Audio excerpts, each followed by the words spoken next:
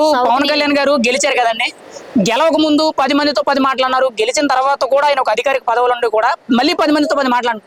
అసలు ఏంటండి పవన్ కళ్యాణ్ దుష్టశక్తుల్లాగా ప్రతి ఒక్కరు తిడతానే ఉన్నారు, ఏంటంటారు వీళ్ళ పని ఏంటంటారు? ఏంటి ఒకప్పుడు పవన్ కళ్యాణ్ గారు సినిమాలు తీసారని ఏదోదో ఆడవాళ్ళతో ఆడవాళ్ళ జీవితాలతో ఆడుకున్నారని ఏదేదో అన్నారు.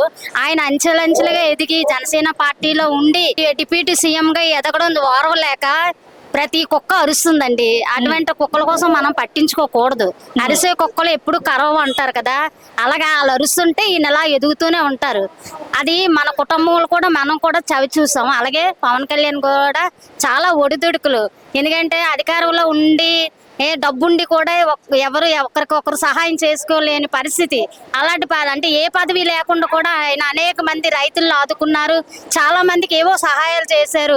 మరి మెగా కుటుంబం చాలా విధాలు అందరికీ సహాయపడుతుంది.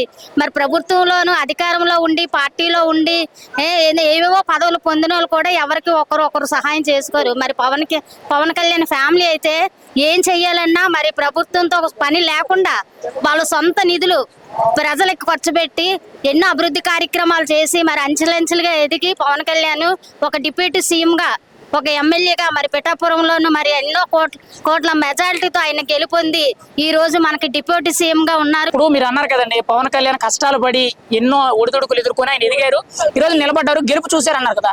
మరి అటువంటి కష్టపడి పైకి వచ్చిన వాడి మీద కూడా బురద జల్లుతారని చెప్పి ఇప్పుడు వైఎస్ఆర్సీపీలో మీకు అనిపిస్తుందా? అనిపిస్తుంది. అది వాస్తవమే కదండి. ఎదిగే వాళ్ళే ఏదో అంటారు, అంటే ఏదో విధంగా అవినీతి చేసే పైకి వచ్చారు అంటారు, కానీ కష్టపడి పైకి వచ్చారని ఎవ్వరు అనరు. అలాంటివన్నీ మనం పక్కన పెట్టి మరి ఈ రోజు ఆయన ఎదుగుదల చూసాము. మంచి మెజారిటీతోని మరి మనకు ఒక డిప్యూటీ సీఎం గా మనకు ఉన్నారు. పవన్ కళ్యాణ్ గారు 50 కోట్ల రూపాయలు రోజుకి లంచం తీసుకున్నారు, నెలకి 1500 కోట్లు చంద్రబాబు నాయుడు దగ్గర తీసుకున్నారని చెప్పి మీ ఉత్తరాంధ్రకి చెందిన ఎమ్మెల్సీ దువ్వాడ శ్రీనివాసరావు చెప్పారు. ఆడొక వెధవండి, వెధవ. భార్యని పిల్లల్ని పక్కన పెట్టాడు, ఏదో అనకూడదు కానీ తేరగా దొరికినట్టుంది.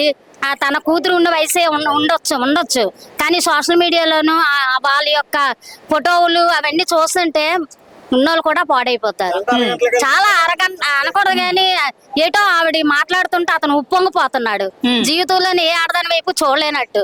అటువంటి వాడి మాటలు మనం పట్టించుకోకూడదు. ఏమనిపిస్తుందండి వాళ్ళిద్దరు జంట అలా మీడియా ముఖంగా మాకైతే మాకు అసహ్యం వేస్తుందండి. మాకైతే అసహ్యం వేస్తుంది. అదే మరి ఇంకా మా ఉన్న మగాలు కూడా అలాగే తయారవుతారేమో అని మాకు ఒక భయం కూడా వేస్తుంది. అంటే మీడియా ముఖంగా ముద్దులు పెట్టుకున్నారని చేస్తున్నారు, సరదాగా ఏంటి 4 గోడల మధ్య జరిగే సన్నివేశాలు కూడా వాళ్ళు బయట పెడుతున్నారు. మరి అటువంటి